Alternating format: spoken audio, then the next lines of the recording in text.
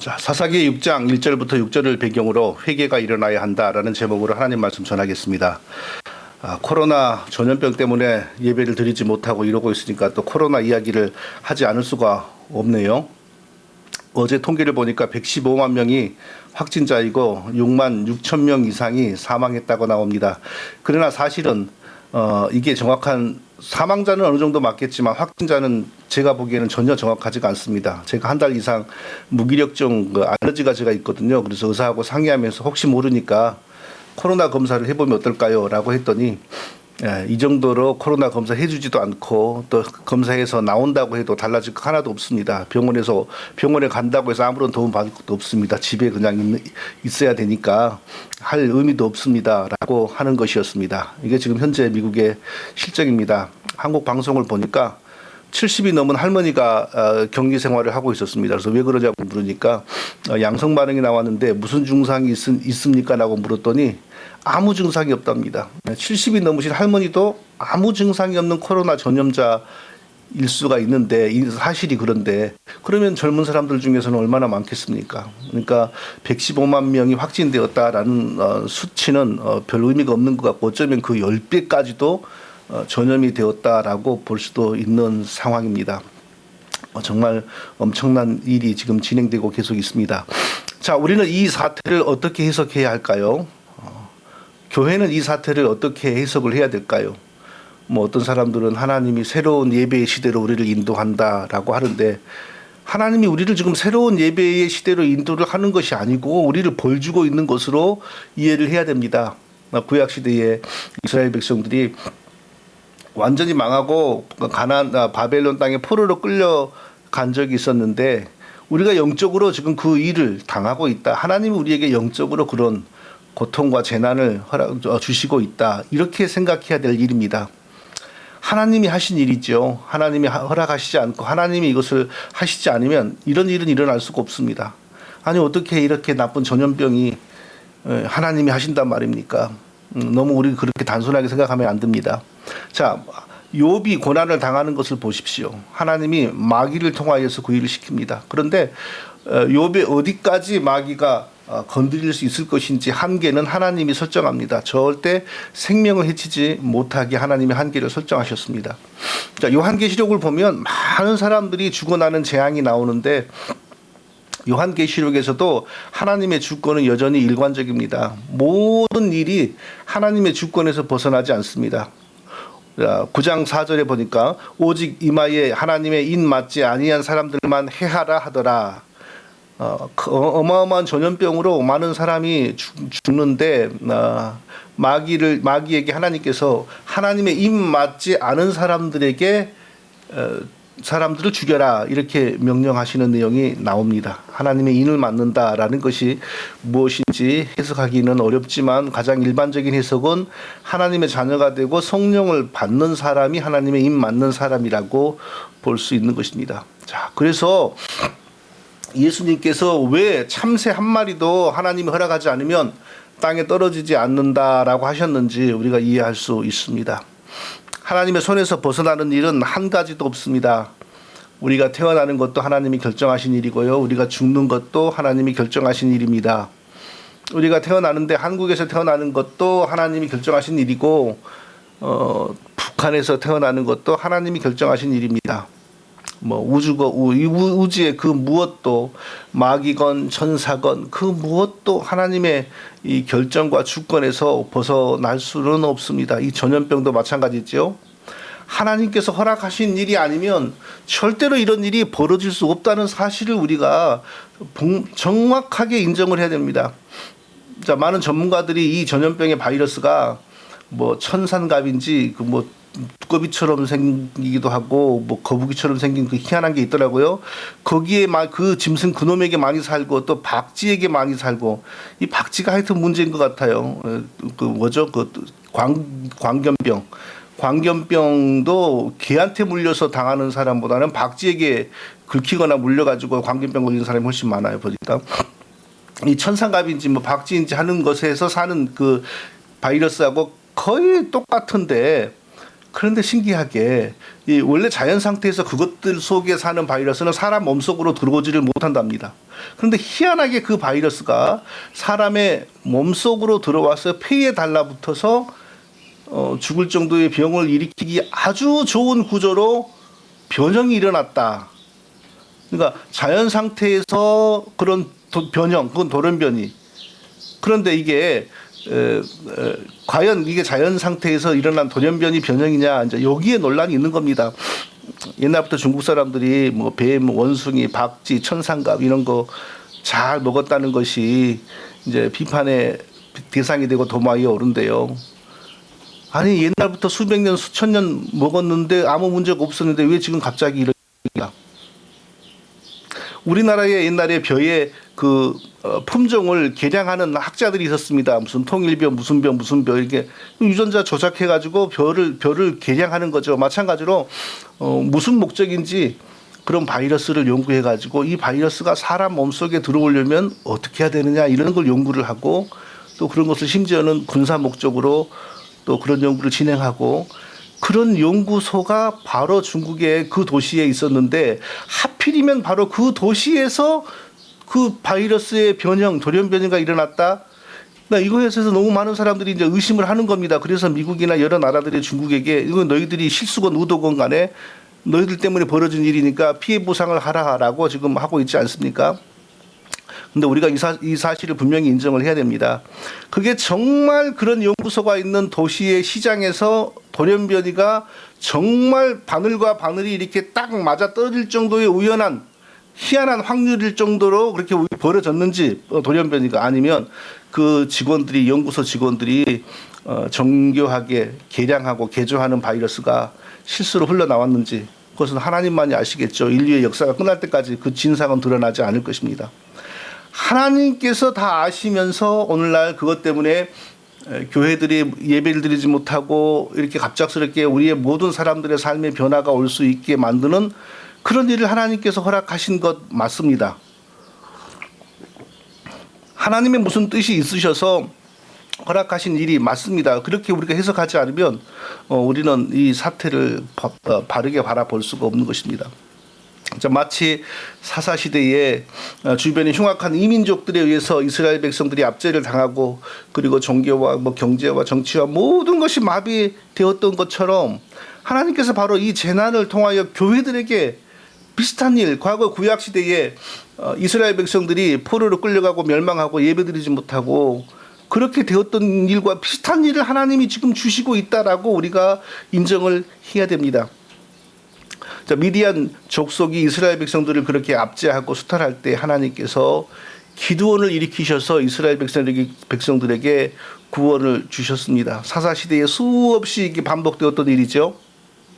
하나님께서 사사를 통하여 지금 영적으로 우리와 같은 상태에 있었던 이스라엘 백성들에게 구원을 주시는 그 모습을 통하여 지금 영적으로 이 전염병이라고 하는 것으로 수단과 모양은 다르지만 비슷한 상황에 있는 우리 교회들, 우리 성도들이 어떻게 하나님의 은혜를 회복하고 어떻게 이 문제를 해결할 것인지 두 가지를 살펴보도록 하겠습니다. 첫째로 왜 이런 상황이 벌어졌는지, 왜 이런 일이 벌어졌는지 그 원인을 명확하게 진단해야 된다는 것입니다. 이민족들의 압제가 일어나기 전에 반드시 이 일이 먼저 있었다고 성경이 말씀하고 있습니다. 이스라엘 백성들이 하나님을 섬기지 않고 하나님을 섬겨도 거짓되게 섬기고 그리고 각종 온갖 죄악을 범하면서 하나님과 멀어졌다는 것입니다. 그러니까 이유 없이 고난이 다가왔고 이유 없이 이스라엘 백성들이 팬데믹에 빠진 것이 아니고 영적 팬데믹, 거기는 물리적 팬데믹이죠. 빠진 것이 아니고 반드시 그 고난이 일어나기 전에 꼭 이런 말씀이 먼저 있습니다. 이스라엘 백성이 여호와 목전에 악을 행하여라는 말씀이 반드시 먼저 나왔습니다. 자, 제일 먼저 모압이 강성해졌을 때 이스라엘 백성들이 또 여호와 목전에서 악을 행하여 이렇게 나왔어요. 제일 먼저는 메소포타미아죠. 그리고 또 그때 이제 이스라엘 백성들이 울부짖으니까 하나님이 사사를 통하여 해결하셨죠. 그 다음에 모압이 강성해져서 이스라엘 백성들을 괴롭혔는데 그런 일이 있기 전에 똑같은 얘기 또 나옵니다. 이스라엘 자손이 또 여호와 목전에서 악을 행하니라. 그 다음에 가나안 족속이 강성해져서 이스라엘 백성들을 괴롭혔는데 똑같은 얘기가 또 나옵니다. 이스라엘 자손이 또 여호와의 목전에서 악을 행하매. 그러니까 이민족의 침입과 수탈로 이스라엘 백성들이 고통을 당하는데 그 전에 먼저 이스라엘 백성들의 죄악과 배교가 있었다는 것입니다. 자, 미디안 족속, 기드온이 등장하는 미디안 족속의 압제와 수탈이 있기 전에 또 이스라엘 백성들이 먼저 하나님을 배반했다라는 내용이 나옵니다. 또 여호와의 목전에서 악을 행함으로 6장 1절에 이렇게 나옵니다. 하나님께서 창세전에 우리를 하나님의 은혜 가운데서 자기 백성으로 택하셨습니다. 그리고 우리 택하신 자들을 구원하시기 위하여 하나님이 친히 사람이 되시어서 세상에 오셨습니다. 우리 택하신 우리를 위하여 예수 그리스도가 자기의 목숨과 피를 하나님께 제물로 내어드리고 우리를 구원하셨습니다. 자, 그렇게 하나님이 친히 사람이 되시어서 구원하여 내신 우리를 하나님이 다시 잃어버릴 일이 있을까요? 지금까지 지구가 생긴 이래 하나님이 자기 백성을 잃어버린 적은 단 한 번도 없습니다. 지금까지 역사가 있고 난 이후로 하나님이 은혜로 구원하여 내신 자기 백성을 다시 마귀에게 지옥에게 빼앗겨 본 적은 단 한 번도 없습니다. 한 명도 그런 사례가 없습니다. 하나님의 구원의 은혜와 무관한 사람이 교회 다니고 그런 일이 실제로 많죠. 또 목사도 될 수 있고요. 또 실제로 그런 일이 아주 많습니다. 선교사도 되고 신학교 교수도 되고 실제로 이런 일이 많습니다. 하나님의 은혜로 부르시지 않고 자기 백성으로 삼지도 않았는데 예수의 피의 은혜로 구원한 적도 없는데 얼마든지 교회와 밀접하게 살아갈 수 있습니다. 그러나 그 생활이 영원하지는 못합니다. 어떤 경우이건 간에 반드시 그 정체와 본질은 드러나게 되어 있습니다. 그리고 끝까지 교회를 안 떠나고 죽을 수도 있고요. 끝까지 교회 껍질을 붙들고 살 수도 있고, 그러나 또 어떤 경우에는 아예 교회를 떠나기도 합니다. 교회를 떠나는 모습을 볼 때 많은 사람들이 저 사람이 예수님 믿고 아주 훌륭하게 한때는 잘했었는데 이제 예수님을 버리니까 구원을 버리는구나 라고 생각을 하죠. 일반적으로 그게 사람의 생각이죠. 그렇게 보이는 거죠. 그러나 실제는 처음부터 하나님이 부르신 적이 없고 하나님의 자녀에게 속한 적이 없어서 결국은 제 갈 길로 가는 것입니다. 구원은 결코 가볍게 얻어지고 가볍게 이룰 수 있는 것이 아닙니다. 구원은 오직 하나님의 택하심 때문입니다. 택하신 자가 하나님의 은혜를 입어 은혜로 택하심을 받은 자가 은혜를 입어 예수를 믿고 구원을 받는 것입니다. 이것이 진리인데 이 진리가 그 사람 마음에 열리는 사람이 구원받은 사람이요, 이 진리가 열리지 않은 사람은 아직 구원받은 사람이 아닙니다. 그리고 이 진리를 대적하는 사람은 절대로 하나님의 자녀가 아닙니다. 하나님은 창세전에 우리를 은혜 가운데 자기 백성으로 택하셨고, 그리고 우리를 위하여 그리스도를 보내셨고, 우리에게 그리스도를 믿는 믿음을 주시어서 우리를 구원해 주신 것입니다. 이 모든 일이 하나님의 은혜입니다. 사람의 노력이 0.1%, 0.001%도 여기에 개입되지 않았어요.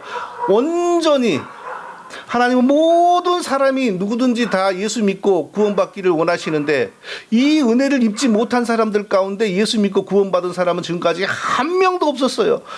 창세전에 하나님의 은혜로 택하심을 받고 또 하나님의 은혜가 역사하여 예수 믿고 이런 은혜를 입지 않은 사람들 중에 기회는 열려 있지만 예수 믿고 구원받은 사람이 지난 수천 년 동안 한 명도 없었습니다. 그냥 은혜를 이렇게 우리가 받고 구원을 받았는데 어떻게 구원을 쉽게 잃어버릴 수 있습니까? 성경은 분명하게 이렇게 선언합니다. 내가 그들에게 영생을 주노니 영원히 멸망하지 아니할 것이요 또 그들을 내 손에서 빼앗을 자가 없느니라. 그들을 예수님께서 그들을 자기가 구원해 낸 사람들을 빼앗을 사람이 없느니라. 그들을 주신 내 아버지는 만물보다 크심에 아무도 아버지 손에서 빼앗을 수 없느니라. 예수 믿고 구원받은 사람은 하나님이 창세전에 택하셔서 예수 믿도록 예수에게 보낸 사람입니다. 하나님보다 큰 존재가 없는데 어떻게 그 예수 믿고 구원받게 만드신 사람들을 빼앗을 수가 있겠습니까? 자, 그리스도께서 자기의 피로 죄악에서 건져낸 사람을 그 누구도 다시 그리스도와 떨어지게 하여 지옥에 갈게 할 수 있는 방법이 없는 것입니다. 그런데 구원받은 우리에게도 여전히 죄가 남아있죠. 이게 문제입니다. 여전히 우리가 죄인이죠. 법적으로 의로운 자이지만 실제로는 여전히 죄인입니다. 우리가 여전히 죄를 따라 살고 범죄하고 살고 하나님께 불순종했을 때가 문제입니다. 그래도 하나님이 여전히 우리를 기뻐하실까요? 그럴 수는 없죠. 은혜로 구원하신 백성을 다시 버리시지는 않으나 구원받은 자가 이 세상에서 이방인들과 똑같이 살고 죄악 속에서 살고 이것을 하나님께서 방관하시지 않는다는 것입니다. 바로 죄악 속에서 살고 하나님을 떠나 살지 못하도록 하나님이 고난을 주시는 것이 바로 이 사사기의 역사이고, 그래서 하나님의 은혜를 입은 자에게는 하나님의 은혜를 입지 못한 자보다 훨씬 더 많은 고난이 인생 속에 있다라는 것이 우리가 흔히 하는 말인데 그게 영원한 진리인 것입니다. 하나님이 택하시지 않으면 하나님을 믿는 믿음이 생기지도 않습니다. 그리고 그런 사람들은 언제나 하나님을 멀리하고 삽니다. 교회를 다닐지라도 하나님은 실제로 마음과 영혼에서 멀리 있습니다. 관련이 없습니다.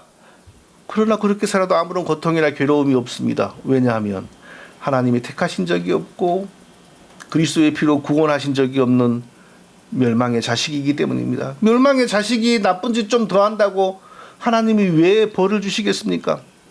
그러나 택하신 자녀가, 구원받은 자녀가 하나님의 자녀처럼 살지 못하면 하나님이 여지없이 바로 고난의 인도하심이 있는 것이죠. 징계는 다 받는 것이오늘 너희에게 없으면 사생자요 참 아들이 아니니라. 징계는 다 받는 것이거늘 너희에게 없으면 사생자요 참 아들이 아니니라. 징계는 다 받는 것이오늘 이러니까 뭐 온 세상 사람들이 다 하나님의 징계를 받는다, 이 말처럼 들리는데 그게 아니죠. 하나님이 택하시고 사랑하시고 그리스도를 믿게 하셔서 구원을 주신 사람에게는 하나님의 징계가 있다 이겁니다. 우리가 우리 자식이 아닌데, 내 자식이 아닌데 그게 그 사람이 나쁜 일을 할 때에 거기에 내 마음이 실리고 나의 분노가 실리지 않습니다. 하나님은 자기 자녀가 잘못할 때에 하나님의 마음이 실리고 하나님의 진노가 실리는 징계를 주시는 것입니다. 이스라엘 백성들에게 그렇게 이민족들이 많이 일어나서 계속해서 수탈을 하고 양식도 강탈하고 하게 하신 것은 그들이 하나님 백성으로서 범죄하였고 하나님 백성답게 살지 않았기 때문입니다. 하나님 섬기는 믿음을 버렸기 때문입니다. 그래서 그 죄악된 생활을 더 깊이 나아가지 못하게 하려고 마치 우리 교회들이 하나님을 섬긴다 하면서도 하나님 섬김과는 무관하게 계속하니까 지금 이렇게 만드신 것처럼 하나님께서 이 미디안 족속과 여러 족속들을 통하여 이스라엘을 괴롭히신 것입니다. 자, 괴로움을 당한 이스라엘 백성들이 산에 구멍을 파고 살았다라고 합니다. 산에 구멍을 파면 되게 무너지는데, 그게 일반적으로 우리 한국이나 미국의 토질은 구멍을 파면 무너지죠. 그런데 이스라엘 백성들이 그때 살았던 땅은 뭐 흙도 아니고 돌도 아닌 좀 그런 토질인 모양이죠. 그래서 구멍을 파고 그 안에 살아도 무너지지 않았던 것 같아요. 그러니까 거기서 오래 숨어서 산 것이죠. 얼마나 미디안 백성들의 괴롭힘이 심했으면 산에 구멍을 파고 거기서 먹고 살았을까요? 하나님이 이렇게 하신 이유는 뭡니까? 계속해서 평지에 좋은 집에 살면서 범죄하고 하나님이 미워하시는 일을 하면 안 되니까 그렇게 더 이상 못하게 하시려고 우리로 말하면 팬데믹을 보내신 것이죠. 강제로 스탑을 시키신 것입니다. 왜 하나님께서 전염병이 퍼지게 하여 온 세상이 멈추고 특히 교회들이 멈추고 뭐 이게 영원히 가지는 않겠죠. 한 달, 두 달간 예배를 드려보지 못하는 이런 일을 왜 허락하셨을까요? 너희들이 드리는 예배가 과연 하나님께 드리는 예배로서 올바른 것이냐 생각해 보라는 것 아니겠습니까? 너희들이 복음 위에서 지금 예배하고 신앙생활을 하고 있는 것이냐? 복음에 합당한 정신으로 하나님을 예배하고 있는 것 맞냐? 물어보는 것 아닙니까? 도대체 하나님을 너희가 어떻게 믿고 복음을 어찌 받았으면 성공한 아버지 목사들이 자기 아들에게 자기 교회 물려주려고 그렇게 발악을 하느냐? 한두 개도 아니고 온 전국에 유행이 돼서 도시마다 없는 이제 그런 교회가 없는 곳이 없습니다. 도대체 복음을 어찌 받았길래 아버지가 슈퍼를 자식에게 물려주는 것처럼 아들에게 교회 슈퍼를 물려줍니까? 그리고 어떻게 교인들이 그런 일을 보면서 전국적으로 한거하지 않고 고개를 끄덕이며 수긍을 하는 겁니까? 복음을 제대로 받은 적이 없기 때문이죠. 복음을 어찌 받았길래 천주교하고 짝하면서 천주교하고 같이 성찬식을 하고, 복음을 어떻게 받았길래 한국교회 안에서 신천지 같은 게 나와가지고 이런 치욕스럽고 모욕적인 일이 벌어질 수가 있느냐? 하나님이 물어보시는 거죠. 그래서 하나님이 교회의 문을 닫게 하시는 이유가 바로 거기 있는 거죠. 너희들이 과연 하나님의 복음에 바로 서서 하나님이 받음직한 예배를 지금 드리고 있느냐? 이걸 생각해 보라고 하나님 벌 주신 것입니다. 우리가 벌 받는 것을 인정해야 됩니다. 인정하지 않고 이때가 지나가면 또 교회 문을 열고 예배를 드린다. 그럼 뭐가 달라집니까? 달라지는 거 하나도 없습니다. 자, 두 번째로 우리는 나 한 사람이라도 회개해야 한다는 사실을 우리가 발견해야 됩니다. 어차피 모든 목회자들, 모든 교회, 모든 교인들에게 소망이 있는 것 아닙니다. 성경은 어떤 도시에 하나님의 의로운 백성이 5명만 있어도 심판하지 않는다고 하셨습니다. 모든 사람들이 회개하고 모든 목회자들이 하나님 앞에 바로 서고 모든 교회들이 복음을 바르게 붙든다는 것은 절대로 일어날 수 없는 일입니다. 자, 이스라엘 민족이 이 민족이 앞제로 이렇게 고통을 당하고 신음하게 하신 이유는 한 가지입니다. 회개를 일으키시려고 하는 것입니다. 그리고 실제로 회개가 일어나면 하나님께서 어김없이 사사를 일으켜서 구원을 주셨습니다. 미디안 족속을 일으켜서 이스라엘 백성들의 삶을 아예 바닥으로 떨어지게 하셨죠. 회개하라는 것이었습니다. 이스라엘 백성들이 더욱더 이제 더 이상 제약된 생활을 하지 못하고 산으로 도망하여 산에 구멍을 파고, 구멍이라 그러니까 이상한데 굴이죠. 거기서 살면서 무슨 죄를 더 지을 수 있겠습니까? 바알도 못 섬기고 아세라도 못 섬기고 우상 숭배도 하기 어려운 거죠. 마치 어떤 하나님의 자녀에게, 그러나 범죄하고 세속적으로 살아가는 어떤 자녀에게 하나님이 암이나 심각한 질병이나 어떤 일을 허락하시니까 그 상황에서 어떻게 죄를 더 짓겠습니까? 이제 그 상황에서는 멈추고 하나님께 돌아갈 수밖에 없는 거죠. 같은 일을 하나님이 주신 것입니다. 죄악을 멈추는 브레이크를 이민족을 통하여 거셨습니다. 지금도 하나님은 우리가 죄악으로 빠져들 때 브레이크를 거십니다. 하나님이 브레이크를 안 거시면 우리 망합니다. 하나님은 자기 백성을 버리시는 법이 없습니다. 자기 백성으로 택하셔서 은혜로 구원하는 백성이 버려지는 일이 없습니다. 버려지게 하는 대신에 브레이크를 거시는데 그 브레이크가 들어오면 얼마나 고통스러운지 모릅니다. 그래서 하나님의 자녀에게는 브레이크가 많습니다. 고통이 많습니다. 책망이 많습니다. 무릇 내가 사랑하는 자를 책망하여 징계하노니 그러므로 내가 열심을 내라 회개하라. 내가 사랑하는 자를 책망하여 징계하노니 그러므로 내가 열심을 내라 회개하라.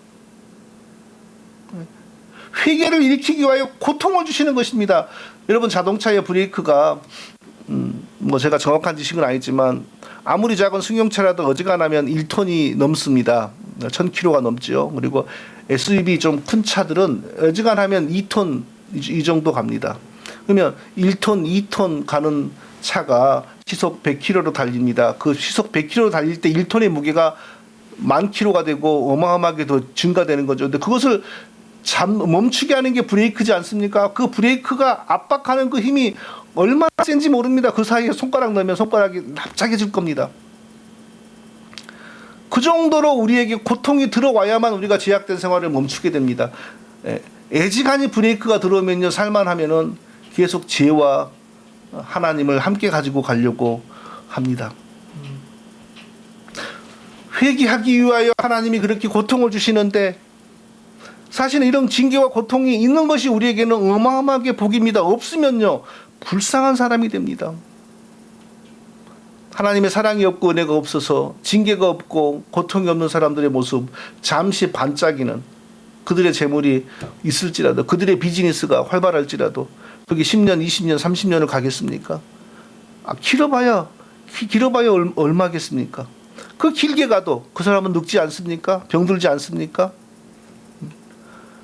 우리는 하나님의 징계와 사랑이 없는, 하나님의 은혜를 입지 못하여 징계와 사랑도 책망도 없는 사람의 형통을 절대로 부러워하면 안 됩니다.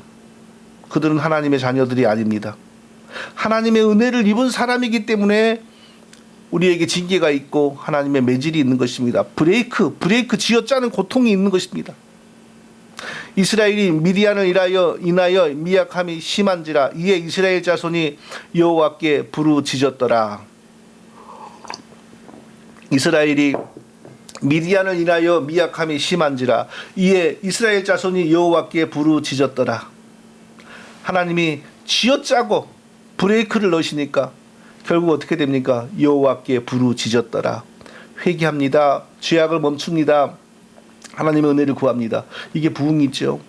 범죄를 멈추고 하나님께 돌아가는 회개가 있는 것이 부흥입니다. 범죄를 멈추지도 않고 하나님께 돌아가지도 않는, 그러면서도 잘 되는 건 결코 부흥이 아닙니다. 지금 우리가 해야 할 일이 무엇입니까? 이 하나님의 전염병을 통하여 하나님이 내리시는 벌을 받을 때 우리가 해야 할 일은 회개하는 겁니다. 무엇이 잘못되었는지 깨달아야 되는 겁니다. 모든 교회들이 그리 되기를 기대할 수는 없습니다. 모든 목회자들이 그리 되기를 기대할 수는 없습니다. 모든 교회 다니는 사람들에게서 그런 일이 일어날 수는 없습니다. 한 번도 성경은 모든 주의 종들이 하나님의 자녀들이고 모든 교회들이 하나님의 교회이고 모든 교회 다니는 사람들이 다 하나님의 택하신 사람이라고 말한 적이 없습니다. 성경은 하나님의 은혜를 받은 자가 지극히 소수이고 하나님이 택하신 자들의 길은 아주 좁고 협착하여 찾는 이가 없는 길이라고 했습니다. 그런데 지금 우리 주변에 모든 한국교회, 미국교회, 중국교회가 다 하나님의 교회라면 하나님의 택하심을 받은 사람이 바글바글하고 발에 차이고 넘친다는 것인데, 그러면 우리 성경 못 믿지요? 성경이 어떻게 거짓말을 합니까? 하나님의 백성은 결코 많은 수가 아닙니다. 하나님의 참된 주의 종은 결코 많은 수가 아닙니다. 하나님의 은혜를 입은 자는 아주 희소합니다. 그러므로 지금 이 상황에서 우리가 모든 교회들이 회개하고 하나님의 뜻을 발견하고 모든 주의 종들이 회개하고 하나님의 뜻을 발견하고 모든 교회 다니는 사람들이 회개하고 하나님께로 돌아간다. 절대로 기대할 수 없습니다. 대부분의 사람들은 처음부터 하나님의 은혜를 받은 적이 없고 처음부터 바르게 복음을 받은 적이 없으므로 이 상황에서 어떻게 하나님께 돌아가야 하는 건지를 알지를 못합니다. 그저 자기들은 다 하나님을 믿고 있다라고 생각하고 있을 뿐입니다. 복음이 없으므로, 복음 위에 서 있지 못함으로 하나님께서 교회 예배하지 못하도록 교회 문을 닫으셨습니다. 그래서 인터넷 예배를 드리지 않습니까? 인터넷 예배를 드리는데 설교하는 목회자들이 천주교와 짝하여서 배교할 때에 나타난 그 배교의 상징인 로만 칼라라고 하는 것을 입고 나와서 설교를 합니다. 한국에서는 이제 2달 만에 예배가 시작이 되었다고, 오늘 예배 드렸다고 좋다고 목회자들이 사진을 찍어서 올리는데, 개신교와 천주교가 짝할 때에 그 등장한 로만 칼라를 입고 사진을 찍어서 올립니다. 무슨 소망이 있습니까? 처음부터 바른 복음을 받은 적이 없고 바른 은혜를 받아본 적이 없고 성령을 받아본 적이 없어서 헛되게 예배한 사람들이 아무런 깨달음이 없이 여전히 헛된 짓을 지금 하고 있는 것입니다. 하나도 변함이 없어요. 하나도 변함이 없어서 이 전염병이 물러가고 난 다음에 또 예배를 시작하며 뭐가 달라집니까? 뭐가 달라지는 게 있습니까? 많은 목회자들, 많은 교회, 많은 신자들에게서 우리가 기대할 수 없습니다. 그럼에도 분명히 하나님의 자녀들은 있습니다. 반드시 있습니다. 그 수가 지극히 작아서 그렇지 하나님의 백성은 반드시 있습니다. 하나님의 백성들이 지금 깨닫고 더 분발하고 돌아서야 됩니다.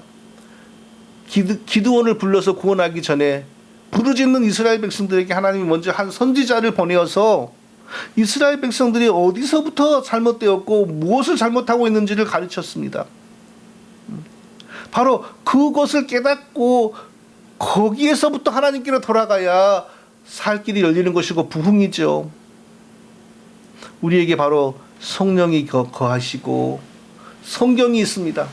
성령과 성경을 통하여 우리에게서 그런 일이 벌어져야 됩니다. 그러면 우리의 영원한 완전한 사사이신 예수 그리스도가 언제든지 우리를 붙드시고 우리를 구원해 주십니다. 모든 교회들이, 모든 주의 종들이, 모든 신자들이 다 진리 앞으로 돌아서지를 못합니다. 그런 일은 성경이 약속한 적이 없습니다. 그러나 분명히 아주 소수의 하나님의 백성들이 정말 있습니다. 이 백성들이 성경을 붙들어야 하고 참된 사사 되시는 예수 그리스도를 붙들어야 합니다. 성령을 따라 성경대로 하나님을 믿는 그런 일이 회복이 되어야 됩니다. 바로 그런 일을 하나님이 원하셔서 이 재앙을 주신 것입니다.